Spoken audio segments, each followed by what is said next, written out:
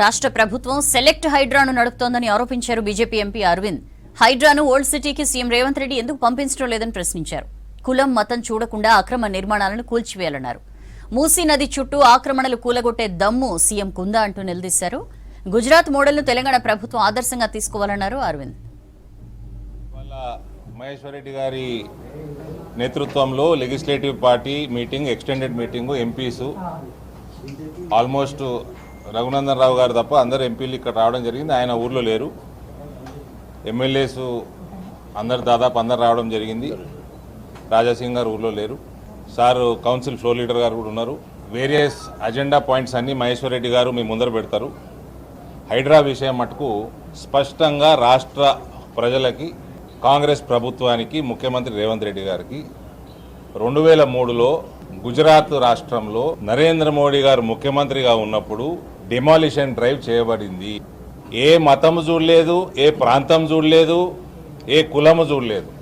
స్పష్టమైన ప్రణాళికతోటి చేయడం జరిగింది. అదే సంవత్సరము ఆఖరికి జరిగిన మున్సిపల్ ఎన్నికలలో గుజరాత్లో 90% నరేంద్ర మోదీ గారి నాయకత్వంలో బీజేపీ గెలవడం జరిగింది.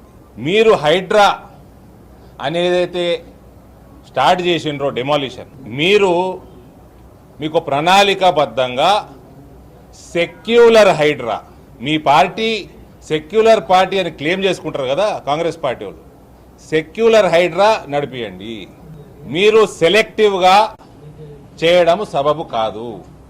మీ పాలసీ ఏంది? మీ ప్రణాళిక 2 రోజులకోసారి మారకూడదు. If you want to demolish, come up with a proper guidelines, finish it. Rise above caste, creed, religion, geographical boundaries and implement Hydra if you can. But don't do this selective method.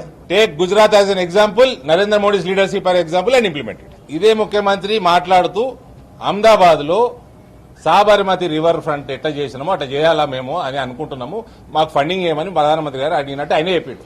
Sabarmati river పక్కకి అటు ఇటు ఉన్న గరీబోళ్ళది అందరికి తీసేసి ఆడ అపార్ట్మెంట్లు కట్టిండు, 1000 అపార్ట్మెంట్లు. మోడీ గారు వాళ్ళని షిఫ్ట్ చేసి సాబర్మతి రివర్ ఫ్రంట్ తీసిండు.